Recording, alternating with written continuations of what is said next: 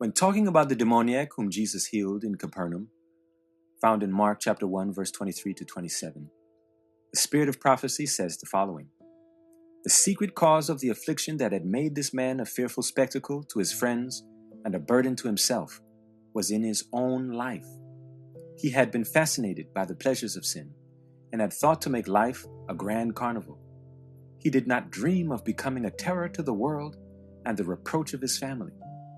He thought that his time could be spent in innocent folly, but once in the downward path, his feet rapidly descended. Intemperance and frivolity perverted the noble attributes of his nature, and Satan took absolute control of him. Remorse came too late.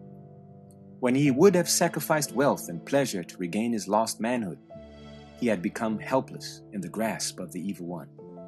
He had placed himself on the enemy's ground, and Satan had taken possession of all his faculties. The tempter had allured him with many charming presentations, but when once the wretched man was in his power, the fiend became relentless in his cruelty and terrible in his angry visitations. So it will be with all who yield to evil. The fascinating pleasure of their early career ends in the darkness of despair or the madness of a ruined soul." Desire of Ages, page 256, paragraph 3 and 4. There are a few points we'd like to lift from this account in order to gather more insight into how to avoid standing on Satan's ground. First, the man entered Satan's ground on his own volition. By indulging in what he may have considered innocent fun, he was drawn farther and farther from safety until it was too late and he was unable to get back to any sense of normalcy. This is the very definition of Satan's ground. Another point to consider is that Christian warfare is literal warfare, not simply symbolic warfare. Knowingly entering the enemy's territory to fraternize and engage with the enemy is spiritual treason. It may seem innocent at first, but the stakes are much higher than Satan lets on. Let's call to mind this quotation from Ephesians chapter 6, verse 11 and 12.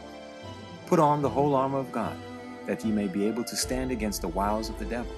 For we wrestle not against flesh and blood, but against principalities, against powers, against the rulers of the darkness of this world, against spiritual wickedness in high places." Now let's discover Satan's biggest fear. According to the Spirit of prophecy, there is nothing that the great deceiver fears so much as that we shall become acquainted with his devices. The better to distinguish his real character and purposes, he has caused himself to be so represented as to excite no stronger emotion than ridicule or contempt. He is well pleased to be painted as a ludicrous or loathsome object, misshapen, half animal, half human. He is pleased to hear his name used in sport and mockery by those who think themselves intelligent and well-informed. Great Controversy, page 516, paragraph 3. Let's be wise and aware about our interactions with the spirit world. When tempted, call out the fact that you are engaged in battle. This helps to focus the mind. In our next video, we'll be talking about contracting with spiritual enemies. For more spiritual insights, please check out the links below in the description.